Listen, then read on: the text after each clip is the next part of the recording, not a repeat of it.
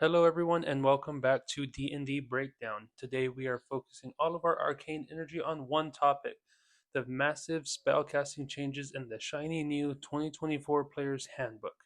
This isn't just a few tweaks. The way you cast, understand, and even critically hit with your spells has seen significant refinement.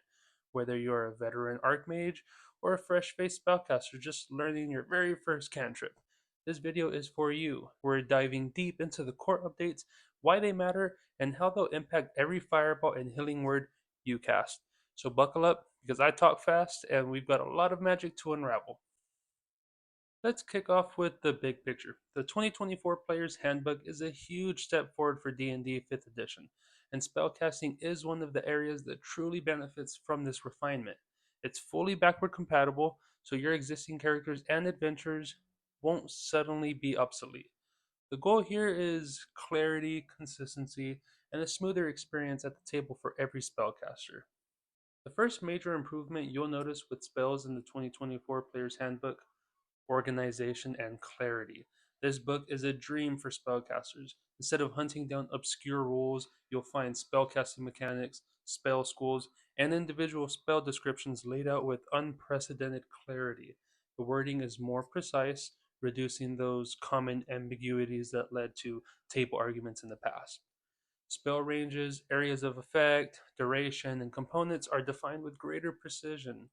For new players, this means a much easier time understanding how their spells work. For veterans, it means less time flipping through pages and more time focusing on the awesome effects of your magic. So it's a huge quality of life upgrade for sure.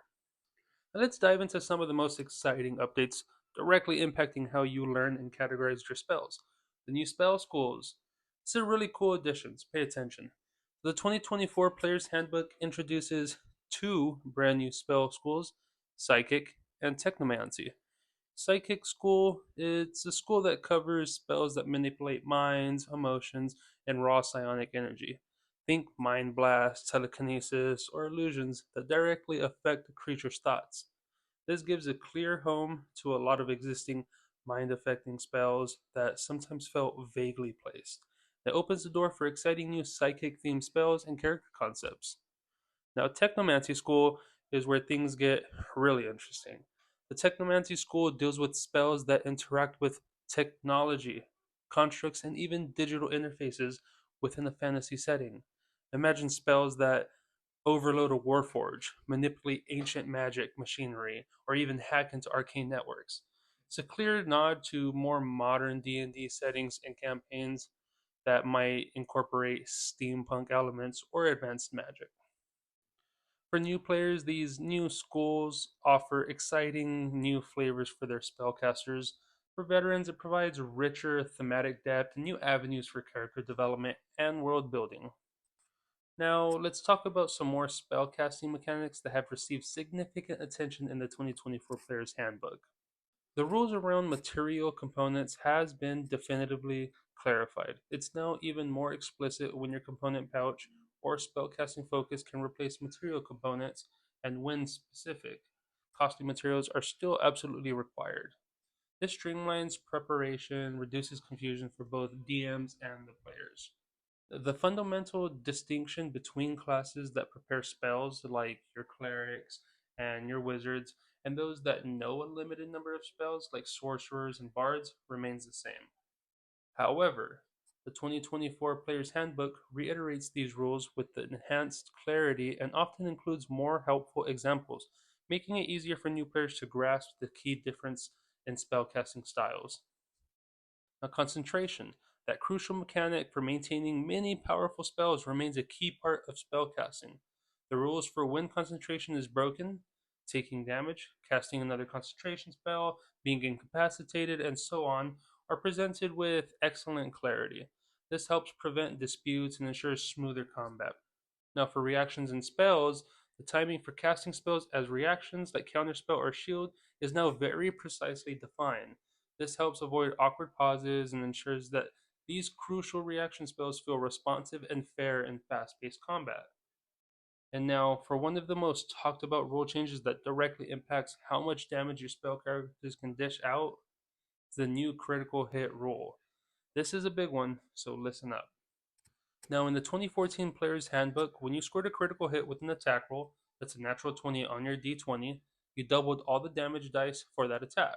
This applied to weapon attacks and to spell attacks like Firebolt or Scorching Ray. In the 2024 Player's Handbook, the critical hit rule has been refined significantly. Now, critical hits only double the damage dice from the attack itself or the weapon or unarmed strike. They no longer double extra damage dice from other features, spells, or effects that are added to the attack. Now, you're probably asking, what does this mean for spellcasters? Now let's take Firebolt. In 2014, if your Firebolt, which deals 1d10 fire damage, critically hit, you'd roll 2d10 for damage. In 2024, it's exactly the same. Firebolt critically hit still means you roll 2d10. Why? Because the 1d10 damage is part of the attack's base damage. But here's where it changes. Imagine a spell like Booming Blade, a popular cantrip from Tasha's Cauldron of Everything. In 2014, if you critically hit with the weapon attack granted by Booming Blade and the target moved, both the weapon's damage dice and the extra thunder damage dice from Booming Blade would be doubled.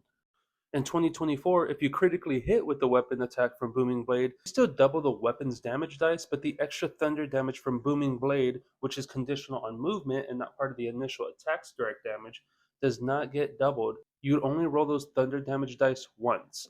Another crucial example for many half-casters is Smite, spells like Searing Smite or Paladin's Divine Smite. In 2014, if you critically hit with a weapon attack and added a Divine Smite, you double all the weapon damage dice and all the smite damage dice. In 2024, you double the weapons damage dice, but you only roll the smite damage dice once. They are added after the critical hit calculation. Now, why this change? The clear intent is to make critical hits feel powerful, but to prevent them from becoming overwhelmingly potent when combined with many layers of added damage. Especially for certain multi-attack or multi-damage builds, it refocuses the power of the critical hit back on the primary source of the attack's damage.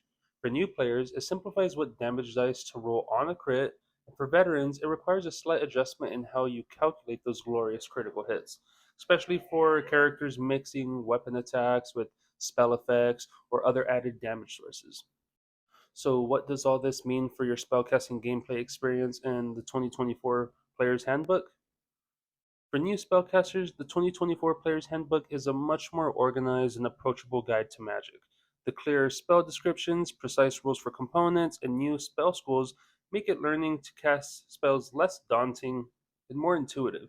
You'll spend less time confused and more time blasting foes or healing your allies. For veteran spellcasters, you'll find a familiar system, but one that feels significantly more polished and precise.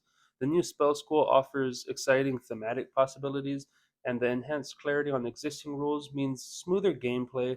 The critical hit rule change is the biggest mechanical adjustment you'll need to absorb, requiring a slight recalibration of how you envision those high roll damage spikes. Overall, it's a fantastic evolution that keeps the core D&D magic alive while making it even better. Is it perfect?